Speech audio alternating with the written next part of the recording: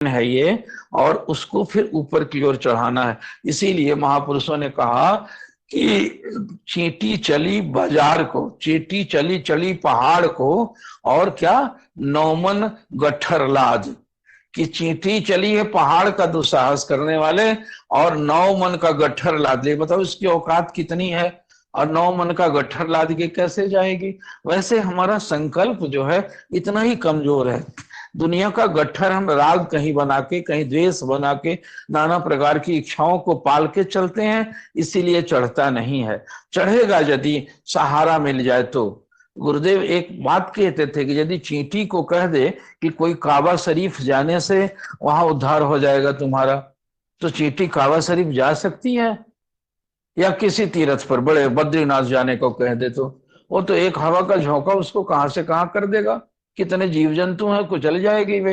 एक बड़ा उड़नबाज कोई परिंदा हो, जिसके पर में वो चिपक जाए, जिसके पांव में वो चिपक जाए, हाँ चिपके इतना दृढ़ता से कि जो उड़े भी, फड़फड़ावे भी तो छूटे नहीं, तो उड़ा के उसको ले जा सकता है।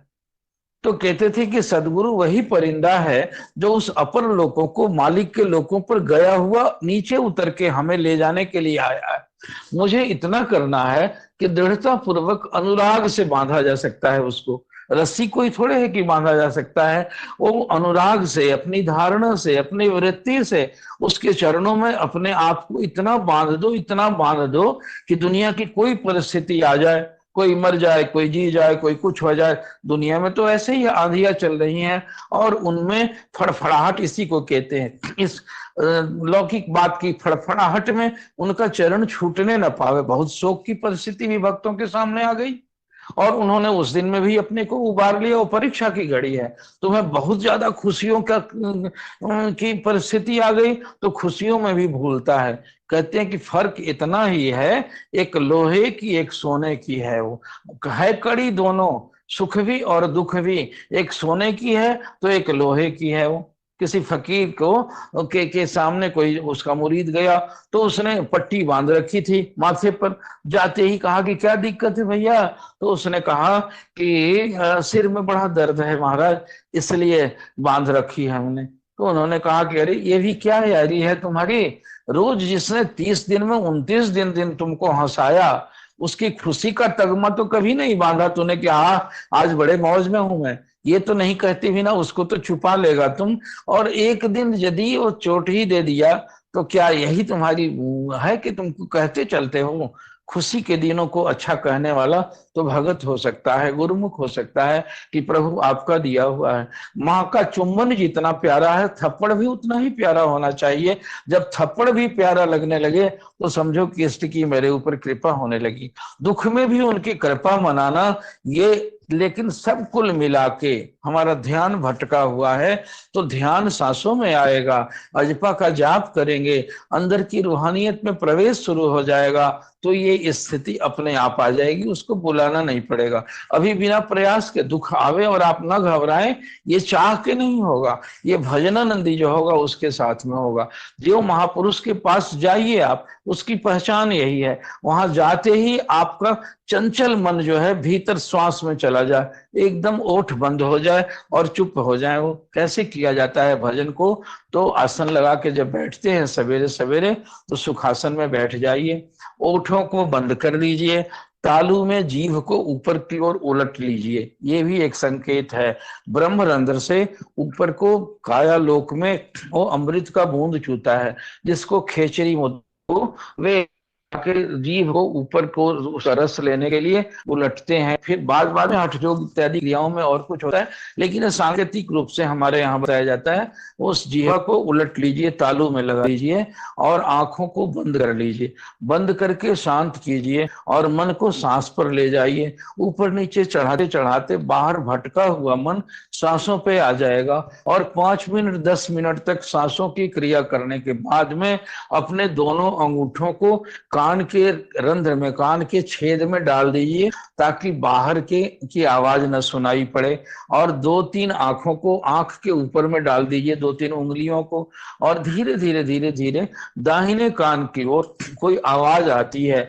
और शुरू में गड़गड़ाहट तो नसों में, जो धमनियों में खून का प्रवाह होता है उसके चलते वो आवाज आती है। लेकिन जब उसके भीतर में जाएंगे, भीतर में जाएंगे, भीतर में जाएंगे, जैसे आप मेला के बहुत दूर हो तो मेले की आवाज तो मील भर दूर से सुनाई पड़ती है और मिली जुली होती है, वो शोर होता है। लेकिन जैसे जैसे उसके निकट जाते हैं तो देखेंगे कि यहाँ मदारी खेल बजा रहा है, वहां विसिल बजा रहा है, वहां ये आवाज हो रही, सबको अलग अलग सुनने लगते हैं। उसी तरह से जैसे जैसे निकट जाएंगे तो वो ध्वनि अलग अलग होकर सुनाई पड़ेगी। कहते हैं कि ये घंटा शंख बंसरी बीना होत मृदंग नगारी रे, पहले पहले रलमिल बाजे पाछे न्यारी न्यारी रे, बहरा सुन सुन मगन होता है। बहरा भी सुनता है, बहरा सुन सुन मगन होता है, बात बतावे सारी रे, ब्रह्मानंद संत कोई विरला बूझे गुरुमुख प्यारी रे। वह वही समझ पाता है। और उसमें आप लगाइए और रिजल्ट की चिंता मत कीजिए, उसमें हताश हो जाइएगा, वो भी गुरु कृपा से ही होगा आपके अंदर में। और वह ध्वनि आएगी तो उसमें इतना विभोर हो जाइएगा कि फिर बिना कान में लगाए ही आपको सुनाई पड़ने लगेगा। और फिर थोड़ी देर के बाद ये क्रिया करने के बाद दोनों अंगूठों को, एक बीच का मिडिल फिंगर जो लंबा वाला है और एक अंगूठे को, दोनों आंखों को मींज के आहिस्ते आहिस्ते, दर्द न करे, और दोनों उंगलियों के बीच में 2 आईबॉल को फिक्स करते हुए भीतर के कोने में उसको हल्का सा दबाइए। और फिर पुतलियों को अंदर अंदर बंद बंद ही ऊपर के पलक को ढकते हुए भीतर की पुतली को ऊपर की ओर ले जाइएगा। तो देखिएगा लीलार के साइड में चमकारा हो रहा है और मिला जुला प्रकाश चम चम जाएगा आएगा, जाएगा आएगा, जाएगा आएगा।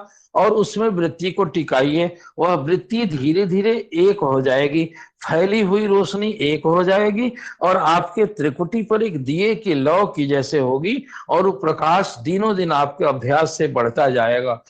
अब ये क्रिया न बहुत उगता के करने की है और नहीं होता है तो उससे निराश भी नहीं होने की है। सदगुरु से प्रार्थना कीजिए कि हे महाराज, मेरी आंतरिक वृत्ति जो अभ्यास में सिखाया है उसमें हमें भजन में मन लगने लगे और धीरे धीरे लगते लगते लगते लगते भीतर के राज खुलते जाएंगे। महापुरुषों ने उसको बड़ा सांकेतिक रूप से हमें समझाया। और अभी प्रारंभ में जैसे बच्चे को स्कूल में पढ़ना सिखाया जाता है, उसको स्लेट पकड़ाया जैसे सिखाना पड़ता है, और जिस तरीके से छोटे छोटे उपायों से गुरु लोग, शिक्षक लोग जिसको बताते हैं, उसी तरह से महापुरुषों ने हमें दीक्षा के समय में सांकेतिक रूप से कह दिया। किताबों से पढ़ के नहीं होता, वो तो कृपा से ही होता है, उसकी मेहरबानी से ही होगा, उसमें तरक्की होगी और धीरे धीरे हम ऊपर होते जाएंगे। हाँ, इसके लिए अनुकूलता होती है। आप यदि गुरुद्वारे में जाए, आप यदि जाते हैं, आप श्री नंगली साहब जाके बैठ के देखिए सदगुरुदेव भगवान की पावन मूर्ति को, आंख खोल के निहारते निहारते धीरे से आंख बंद हो जाइए, देखिए बिना प्रयास मन जो है आपका शांत हो जाएगा। इतना पवित्र और दिव्य है कि वह दूसरी जगह नहीं होगा, आपको अपने घर में नहीं होगा।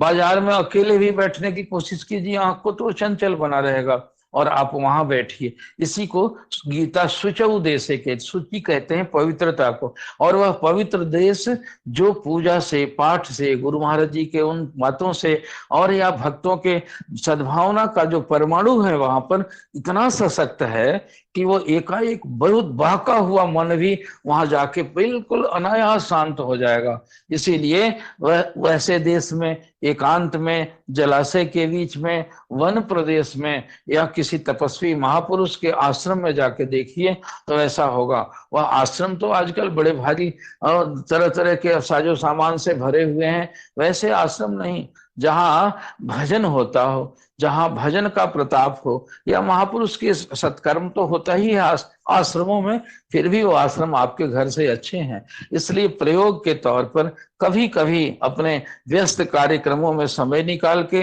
मन आपके दुनियादारी में एग्जॉस्ट हुआ रहता है, उसी तरह से रिचार्ज करने के लिए जैसे बैटरी को जाके कनेक्ट कर दिया जाता है चार्जर से, तो वो चार्जर है यह स्थान, गुरुओं के घर, उनका संपर्क, उनका सानिध्य। और महापुरुष के पास में जाके बैठिए। बातूनी नहीं होना चाहिए, भीतर की बात अपने आप, आपकी आत्मा गुरु भी है वो जैसे बाहर के बंधन कम होते होते वो सूक्ष्म से सूक्ष्म होता जाएगा, तो आप पाएंगे कि मेरी आत्मा ही, गुरु महाराज जी बैठ के उसमें आपको प्रेरणा देने लगेंगे और प्रेरित होकर आगे बढ़ जाइएगा। इसलिए बातों से नहीं, अब काम से अपने को थोड़ा सा आराम करके, और देखो प्रयास करना हो ना, आप कोशिश कीजिए कि आज नहीं जग सके हम, तो अफसोस भी ध्यान ही है। अफसोस कीजिएगा तो यदि आप जग गए हैं तो एक संतोष होगा, तो संतोष में तो चल चलो आज मैंने किया, नहीं किया है उसको भी निरर्थक मत समझिए। यदि भजन करते वक्त नींद भी लगती है तो उसको भी योग निद्रा कहा गया है हमारे यहाँ की, वो योग निद्रा है। और प्रयास में तो लगे हुए हैं ना, तो प्रयास के लिए भूख जो जगी हुई है, और पश्चाताप होता है कि हमसे नहीं हो सका।